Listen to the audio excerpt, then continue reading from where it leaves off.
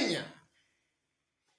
Tamu sana, tamu sana, tamu sana, yes. In 2017, when it was only remaining some few days to the general election, William Ruto gave out some promises to Kenyans. He was talking about stadiums.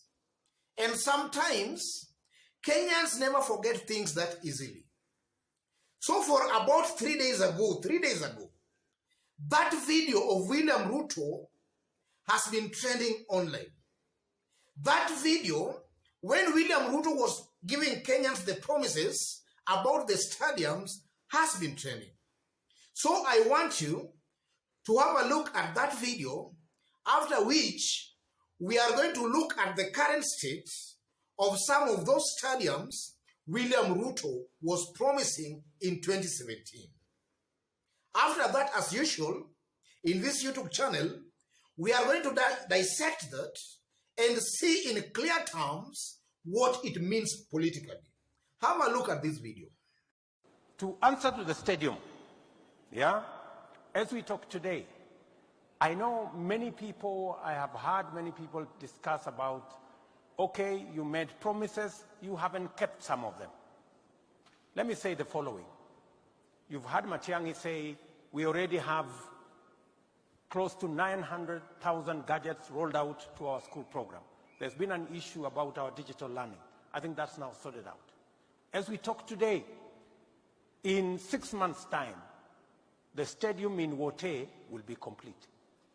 In 3 months' time, the stadium in Chuka will be complete. In 3 months' time, the stadium in Moyale will be complete. In 6 months' time, the stadium in Kamarin in West Pokot, which is historic, will be complete. In a couple of months, the stadium in Eldoret will be complete. In Nyeri, the president gave the title. There was a challenge of title. Now we have a title, and now the program has been rolled out. In Kiambu, in another 3-4 months, the stadium will be complete. We have challenges. We have a small challenge in Mombasa because the county government has issues of ownership of the land, although all the contracts and everything has been signed for, including the tartan for the stadium is in place. We have a small challenge again in Kisumu because the county government has not relocated the dumping site, which is next to the stadium, and international requirements dictate that you cannot have a dumping site side by side with a stadium. As soon as that is relocated, that process will be complete. So instead of 5 stadiums, we actually went for 9, just to make it good and to make it better. And for your information, just for your information, we are also spending close to 300 million shillings to refurbish Nyayo Stadium and this stadium here in Kasarani in preparation for the youth championships. So we are well on the way in doing that. And just to answer one last question, which is tied to the stadium, what have we achieved? We've delivered on the standard gauge railway. We've delivered on our roads.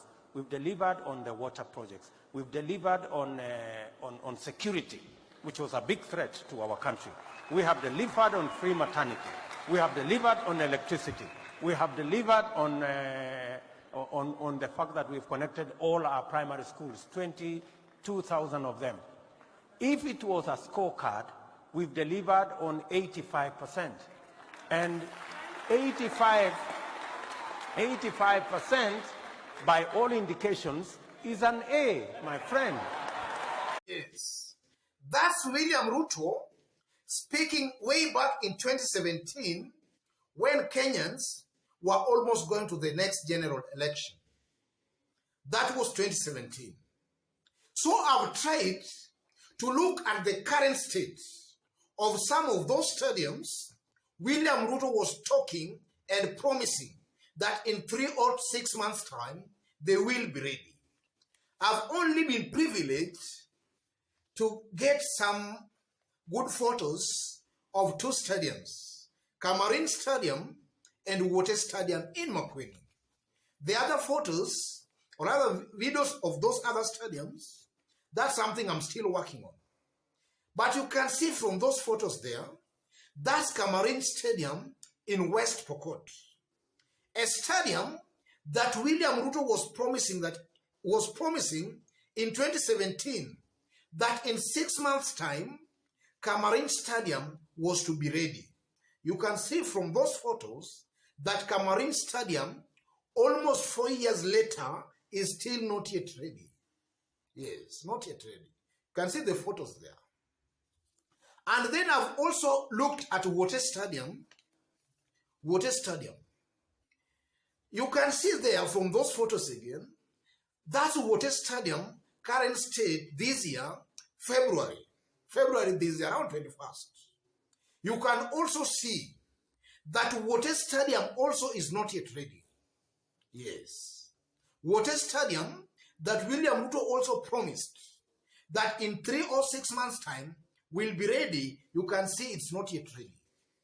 So what does this mean politically? What does it mean politically?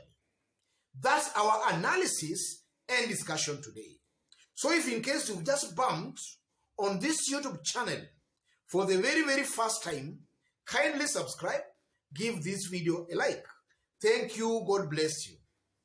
The first thing that comes out clearly from those promises William Ruto is giving and the current state of some of these stadiums is that William Ruto is a liar, somebody who should not be taken seriously.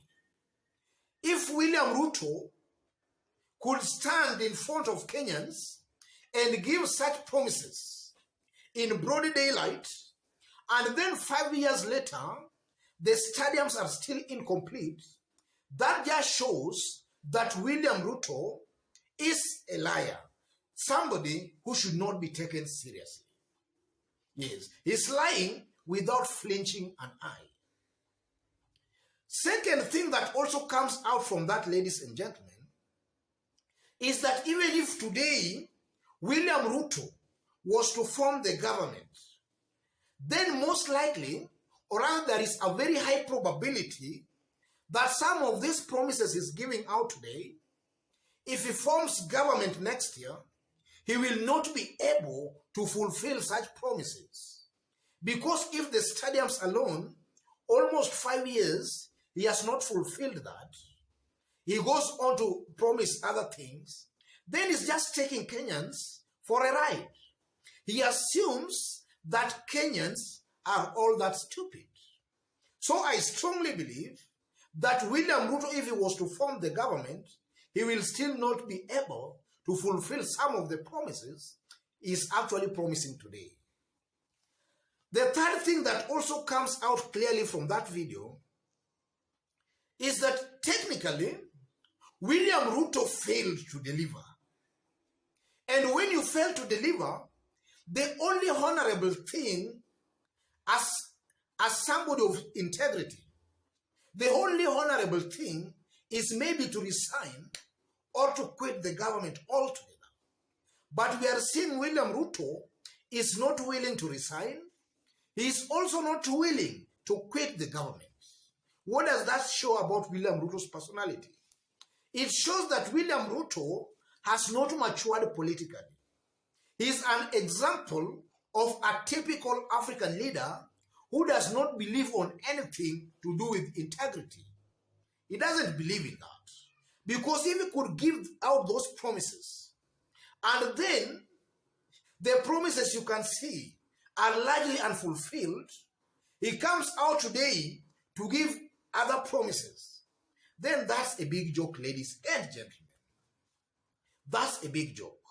So going towards 2022, I'm most likely seeing a situation where Kenyans, as now politics heats up, Kenyans will have now to evaluate these Kenyans, or rather these politicians, using their background.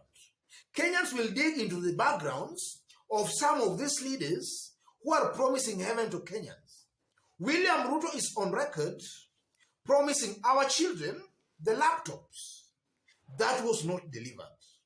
Cameroon Stadium, which is historic in 6 months, 5 years down the line, that has not been delivered. So it also shows, ladies and gentlemen, that Ruto is not a politician Kenyans can put their trust in. He comes out as just an ordinary Kenyan and African politician. Otherwise, for today, ladies and gentlemen, let me remind you that if you just bumped on this YouTube channel for the very first time, kindly subscribe, give this video a like, give it a like. If you are watching us for the very first time outside Kenya, drop a comment, let us know from which part of the globe you are watching us from. Drop a comment, please, drop a comment. And to our fans and our subscribers in this YouTube channel, I'm very much humbled and very much grateful with the kind of support you are giving me in this YouTube channel on a daily basis. By constantly giving our videos likes, constantly dropping your comments. I'm very much grateful. And you can see we have smashed the 14,000 subscribers. That has been largely successful or possible because of your continued support. God bless you. God bless Kenya. Tamu sana, tamu sana, tamu sana.